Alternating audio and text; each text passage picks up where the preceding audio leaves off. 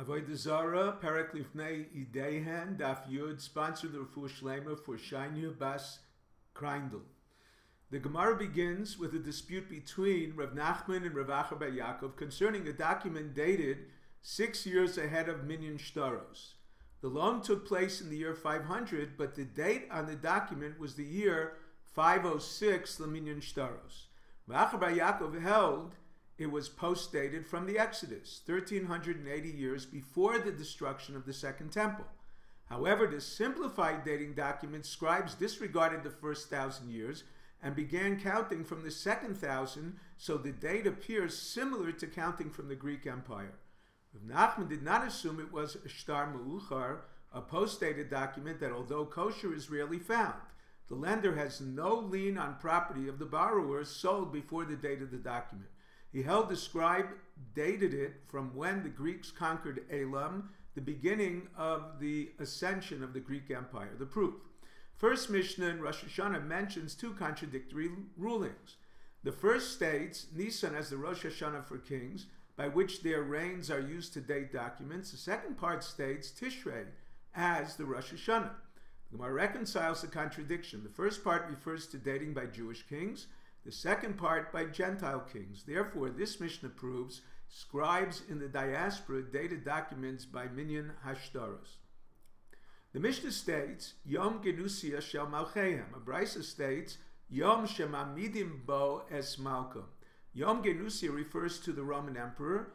Bo, Yom Shemamidim Bo Malachim, refers to, number one, an emperor who successfully arranged that his son be his successor. The Gemara rejects this explanation because a verse in Avodah states concerning Rome, Hinei katan nisaticha bagoyim, meaning their Caesars were not as important as other kings, unable to appoint successors to their reigns. Number two, Yom Genusia refers to the emperor's birthday.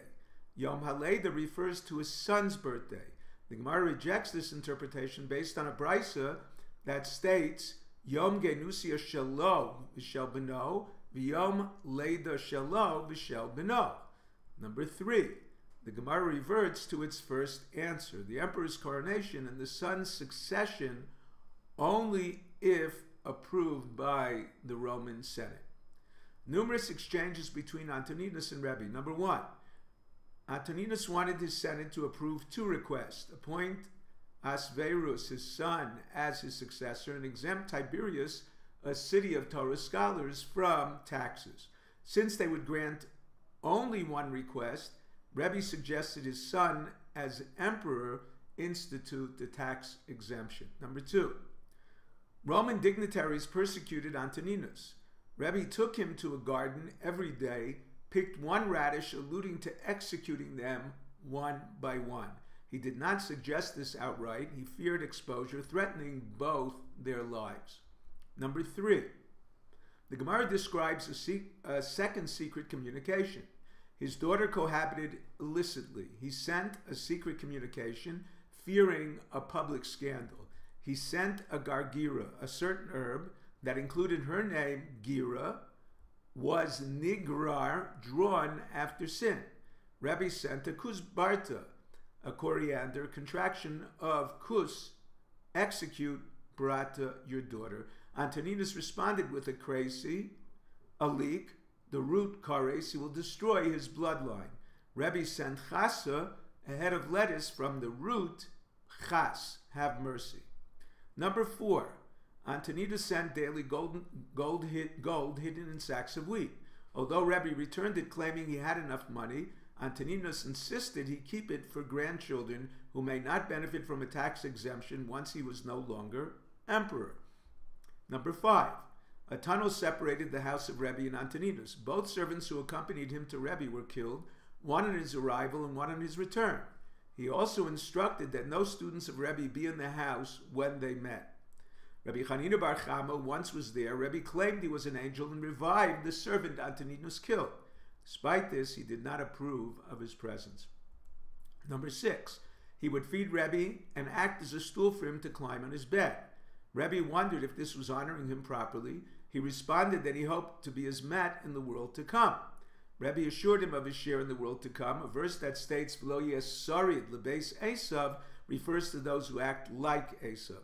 Another exceptional Roman personality was Katia bar Shelum. Certain anti-Semitic Caesar asked his advisors, one who has a wart on the bottom of his foot, a reference to Jews, should the victim suffer, remove it.